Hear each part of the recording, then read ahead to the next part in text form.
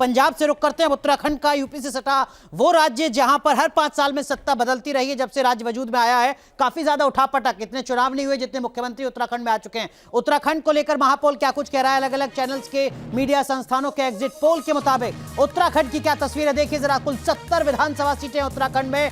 India today axis माई के मुताबिक Bharatiya Janata party को अधिकतम 40 सीटें, यानी बहुमत के लिए जो जरूरी आंकड़ा है उससे ज्यादा भारतीय जनता पार्टी को मिल रहा है। इंडिया टीवी सीएनएक्स के मुताबिक अधिकतम 43 सीटें बीजेपी को मिल रही हैं। न्यूज 24 चाणक्य के मुताबिक 43 सीटें भारतीय जनता पार्टी को मिल रही हैं और एवीपी सी वोटर के मुताबिक अधिकतम 32 सीटें मिल रही हैं। यानी एवीपी सी वोटर के मुताबिक जो बहुमत का जरूरी नंबर है वो बीजेपी के पास नहीं है उत्तराखंड में। लेकिन दूसरी तरफ कांग्रेस पार्टी की क्या स्थिति है?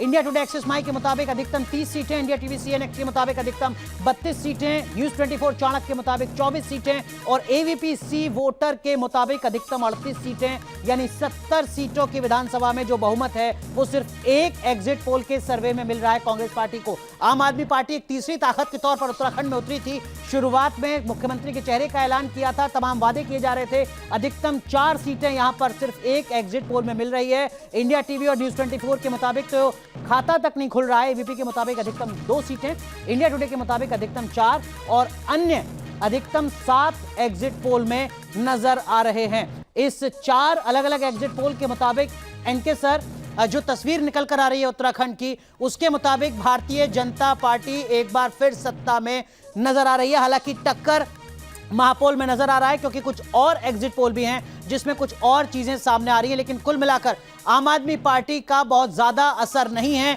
उत्तराखंड में, यह साफ हो गया है इस महापोल से। भारतीय जनता पार्टी और कांग्रेस पार्टी के बीच में ही बड़ी लड़ाई है। 4 में से 3 एग्जिट पोल में भारतीय जनता पार्टी ने बढ़त बना रखी है। एनके सर, अगर ऐसा होता है तो ये अपने आप में हरीश रावत के लिए एक बड़ा झटका होगा। बहुत उम्मीदें थी उनको उत्तराखंड में। बिल्कुल होगा और हो सकता है कि हरीश रावत के इसके बाद इस्तीफा दे दे अगर वो लूज करते हैं तो। लेकिन एक चीज आप ध्यान रखिएगा कि ये बाईपोलर कंटेस्ट था और प्योर बाईपोलर था। इसमें बीएसपी का थोड़ा बहुत मैदानी इलाकों में है, अदरवाइज ये प्योर बाईपोलर कंटेस्ट था।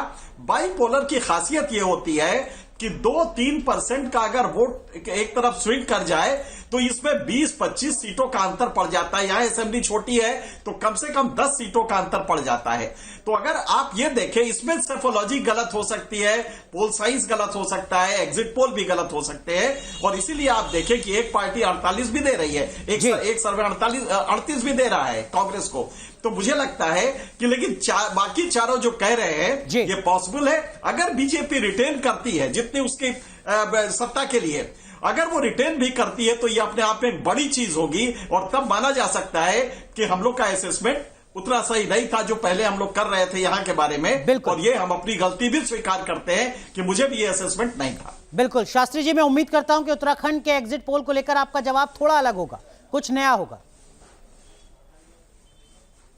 नहीं, उत्तराखंड के एग्जिट पोल को लेकर भी मेरा जवाब वही है, लड़ाई कांटे की है, लड़ाई बराबर की है क्योंकि बाईपोलर लड़ाई है। और मेरा ये मानना है कि हमारी सरकार बनेगी, हरीश रावत जी की नेतृत्व बनेगी क्योंकि पिछले 5 सालों में इन्होंने 3 तो अपने मुख्यमंत्री बदल दिए, भ्रष्टाचार की हद कर दी, 4 धाम यात्रा में सफलता नहीं प्राप्त हुई इनको। इन्होंने उस प्रदेश के लिए कुछ नहीं किया, उस प्रदेश को इन्होंने बर्बाद कर दिया।